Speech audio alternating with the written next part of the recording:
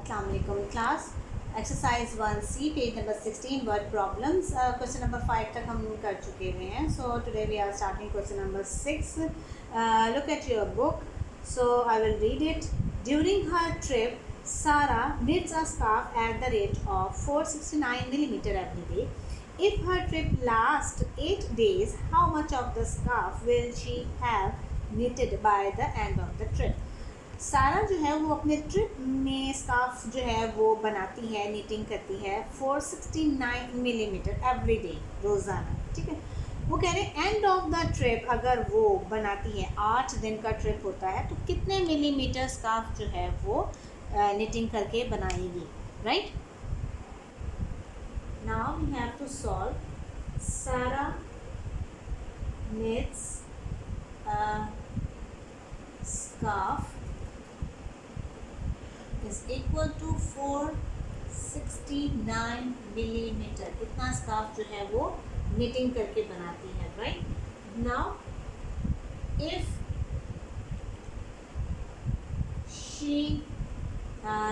her trip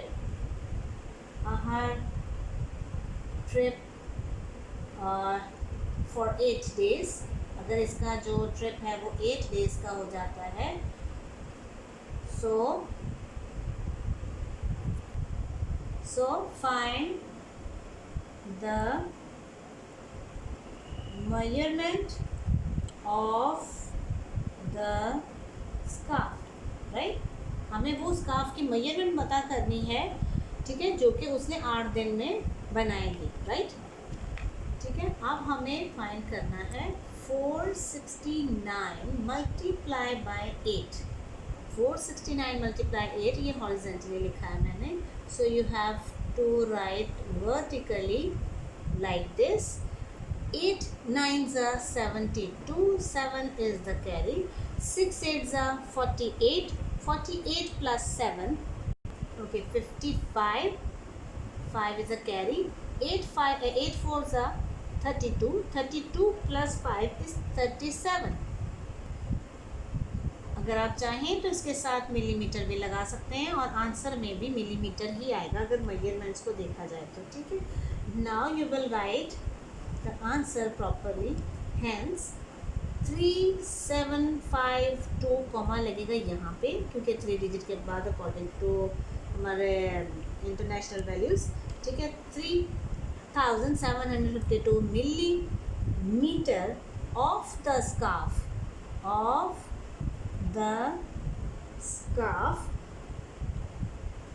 will she, या सारा भी लिख सकते हैं, she have knitted by the end of the trip. Right, trip के एंड तक कितना स्कार्फ उसको बना सकती है? 3752 millimetre. Right, okay, now check your question number 7. If a projects need ₹955,000 to be completed, then how much money will be needed for 100 such projects? Okay, very easy question. So first of all, now we are going to solve. A project needs, कितने rupees needs थे, required है, ये है 955 and like this. ठीक है, कितने rupees है ये? 955,000. ठीक है, नाउ उन्होंने कहा कि how much money will be needed for 100 such products. Required cost, required कितनी है? कॉस्ट रिक्वायर्ड है फॉर 100 प्रोजेक्ट्स. ऐसे ही 100 प्रोजेक्ट्स के लिए आपको रिक्वायर्ड है. कितनी अमाउंट रिक्वायर्ड है? सिंपल क्वेश्चन है ये. 955 और ये 1000 मल्टीप्लाई बाय 100. अब मैंने आपको पहले बताया था, जब मल्टीप्लाई करते हैं तो प्रॉपर मल्टीप्लिकेशन करने की ज़रूरत नहीं होगी. सो वी विल राइट 955,000 और ये 2 ज़ीरो ऐड कर दिए जाते हैं। ठीक है, जब आप मल्टीप्लाई करते हैं तो 100 से मल्टीप्लाई हो रहा है तो यू विल ऐड 2 ज़ीरोज़, 10 से मल्टीप्लाई होगा then you will add 1 zero, so you will put comma from right side every 3 digits. ठीक है, और आप इसको रीड करेंगे 95,500,000। ठीक है, ये आपका रुपीज़ में आ जाएगा, right. So you will write the answer, hence 9 rupees पहले मेंशन कर देंगे यहाँ पे, ₹95,500,000। ठीक है, इतने रिक्वायर्ड है आपको। आप लिखेंगे rupees will be needed for 100 such projects। आपको 100 प्रोजेक्ट्स के लिए इतनी अमाउंट रिक्वायर्ड है, right. Okay, now question number 8, you can check on your book. A park can accommodate 50,000 people. How many people can be accommodate in 10 such parks? ठीक है, 50,000 लोग जो हैं वो एक पार्क में इजीली जो है वो वॉक कर सकते हैं, घूम फिर सकते हैं। तो अगर 10 पार्क होंगे तो वो कैसे जो है वो कितने लोग जो हैं वो उसमें क्या कहते हैं आराम से घूम फिर सकते हैं। You can write a park, ACOCCM, कितने पीपल, यहाँ पे आएगा आपके पास 50,000 पीपल। ठीक है, एक पार्क में इतने लोग एक्यूमुलेट हो सकते हैं इजीली। और अगर लिखा जाए रिक्वायर्ड पीपल फॉर कितने पार्क्स के लिए, 100 पार्क्स के लिए। ठीक है, so you have to find, right.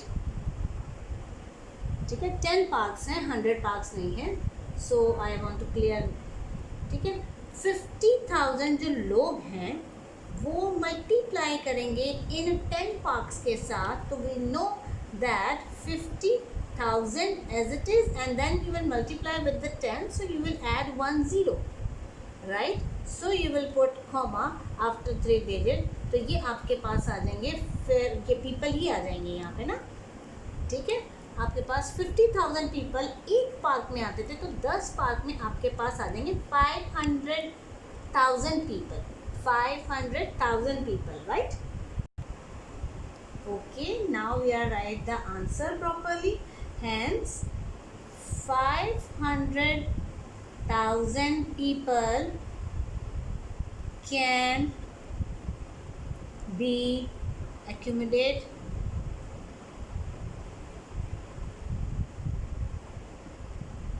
ठीक है in 10 such parks, right? Okay, now question number 9. If ₹294,850 are donated to a welfare trust in 1 month, एक मंथ में आप अगर एक वेलफेयर को डोनेट करते हैं इतनी amount, then how much will be donated in 42 months? So ज़्यादा के लिए मालूम करना है, it's also multiplication, right? Now donated amount for 1 month, एक मंथ की जो डोनेटेड अमाउंट है वो है ₹294,850, यानी कि 294,850. So we have to required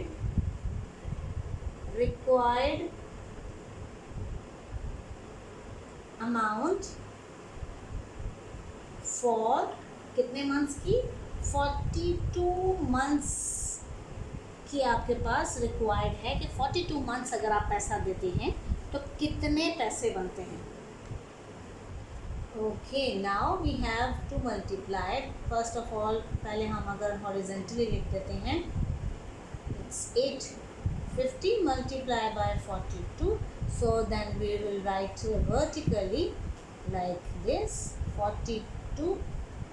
right, simple multiplication, कुछ नहीं करना है. 2 zeros are 0, 2 5s are 10, 1 is a carry, 2 8s are 16 plus 17, 2 4s are 8, 1 9, 2 9s are 18. So carry नहीं है, so we will put carry on it. 2 2s are 4 and 1 is 5. Right? Then first cross you will write over here. 4 zeros are 0, cross must है. 4 5s are 20, 0 इधर 2 इसके ऊपर.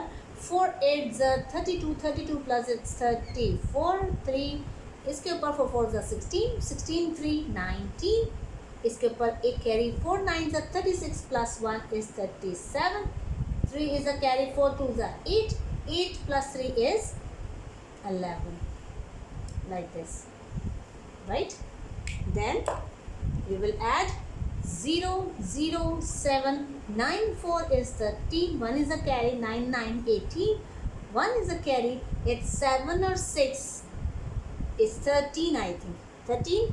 1 carry, yes, 1 1 2 and plus 1 as it is आ जाएगा. Okay, now space के according आपने जो है वो कॉमास लगाने हैं. Then you will write hence. कितनी अमाउंट है हमारे पास यहाँ पे? It's 12,383,700 rupees. You will write first. So will be deposited for welfare. एक वेलफेयर थी ना जिसके लिए डिपॉजिट कराना था. ठीक है, welfare trust in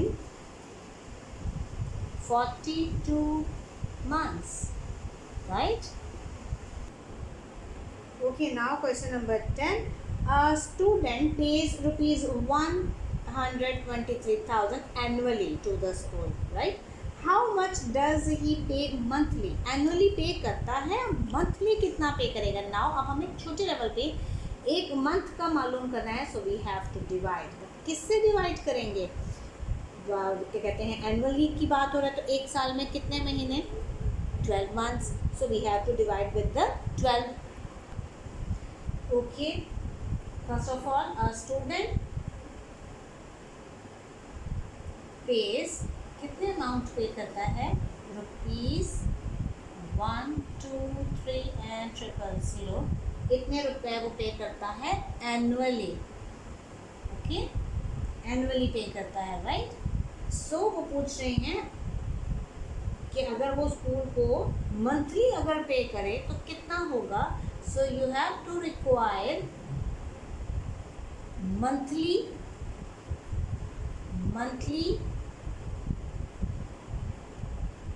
THLY. So monthly amount हमें क्या मालूम करना है?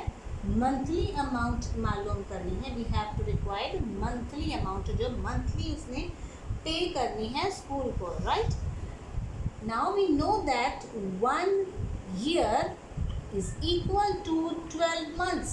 ये भी लिखना ज़रूरी है क्योंकि हमें ये क्लियर करना है कि हमें किससे डिवाइड करने लगे हैं. 12 months से डिवाइड करने के लगे हैं, तब हमारे पास आएगा एक मंथ के पैसे. So rupees 1 2 3 0 then divided by 12. Now we have to divide properly like this. 12 से डिवाइड करेंगे. 12 1s are 12. We know the 12 का टेबल तो सारे इजीली है, यहाँ पे वर्किंग करने की ज़रूरत नहीं है. सो 12 आपने उतार लिया. नाउ 12 0 आएगा. आपने 3 है, 3 इज़ नॉट इनफ 12 के साथ, तो इसको हम उतारेंगे तो यहाँ पे 0 लगा के 2 डिजिट उतारेंगे. Right? Now 12 2s are 24. Right? 10 बनाएंगे, यहाँ 2 बचेगा, 10 minus 4 is 6, so we need one more number 60, 12 5s are 60, पूरा चला गया। नाउ ये नंबर जो है वो हमारा लास्ट में आ जाएगा, सो इट्स 10250। ओके, नाउ आप लिखेंगे हैंस द स्टूडेंट पे, कितना पे करता है, ₹10250। Okay, it's 10,250 rupees monthly pay करता है, monthly to school, right, school pay करता है ना, to the school, right, clear. Okay, come to question number 11. It's our last question. If a person has 25 shops, each worth rupees 655,000, then what is the total cost of these shops? ठीक है, total shops की आपने जो है वो cost मालूम करनी है। ठीक है, एक बंदे के पास 25 शॉप्स हैं जो कि जिसकी वर्थ जो है सिर्फ इतनी है। ठीक है, 655,000। Okay, a person has 25 shops, right? और उसकी वर्थ कितनी है, और ईच वर्थ है उसकी रुपीज़ कितनी, 655,000 इतनी वर्थ है उसकी। ठीक है, अब आपको फाइंड करना है total cost of these shops, question mark. हमें उसकी टोटल कॉस्ट मालूम करनी है सारी शॉप्स की। ठीक है, एक शॉप की हमें पता है, 25 शॉप्स की हमें मालूम करनी है वर्थ, तो अमाउंट लिखने के बाद you will multiply with the 25। So same as it is vertically we will write like this, same amount होनी चाहिए, so you will multiply with the 25. now 5 5s are 0, 5 5s are 0, 5 5s are 0, 5 5s are 25, 5 5s are 25, and 25 plus 2 is 27, 5 6 are 30, 30 plus 2 is 32. Okay, I want to clear कि 5 zeros are 0, 5 zeros are 0, 5 zeros are 0, then 5 5s are 25, 5 5s are 25 plus 2 is 27, 5 6 are 30, 30 plus 2 is 32. Keep in mind ना, वो जो mistake हुई आई want to clear ना। ठीक है, वो मैंने क्लियर कर दिया।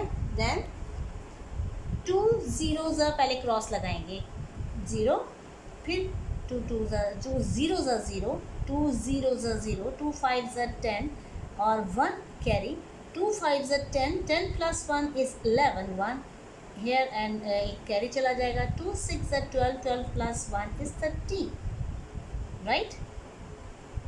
now we will add 0, 5 7 3 3 3 6 और ये 1. now we will put commas after 3 digits like this.